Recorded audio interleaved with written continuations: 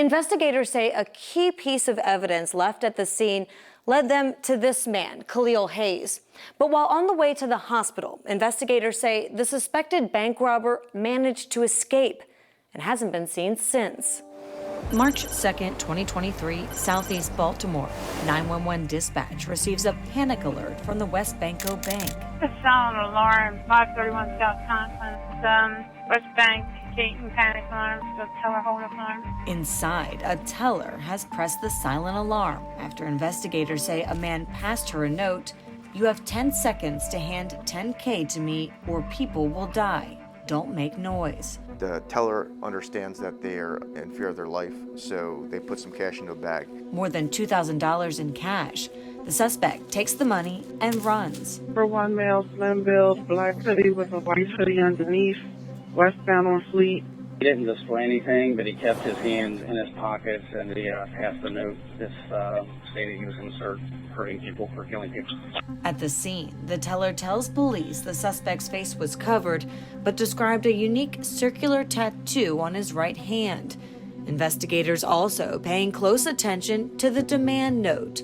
On the back of it, officers see an address, what investigators say will later turn out to be a key piece of evidence in the case. That's one of the clues that led law enforcement to positively identify the subject in this case.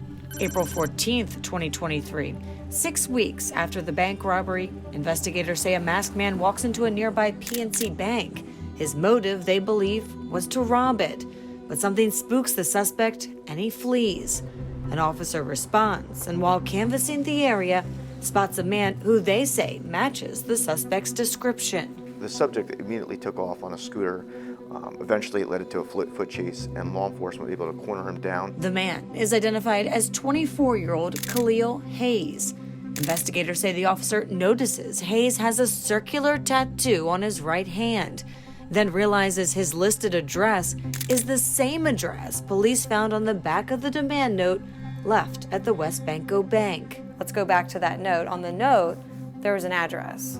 So the address that the subject provided at the scene of the threat was also the address that came back to the specific subject. Hayes is taken into custody, but the case far from over. While on the way to the police station, investigators say Hayes begins to complain of chest pains. He's placed into an ambulance and taken to a local hospital. But as medics open the bay doors, investigators say Hayes escapes. The subject broke free, escaped from the ambulance, and fled the scene on foot. Hayes, now a fugitive, wanted for multiple crimes and in multiple jurisdictions. Court records show at the time of the bank robbery, Hayes had 2 open warrants for his arrest out of Harford County. The U.S. Marshal Service now joining the search. He has a history of escape, violent tendencies. It is absolutely crucial to get him off the streets. Take a good look. Hayes stands at about 5'11" and weighs approximately 165 pounds.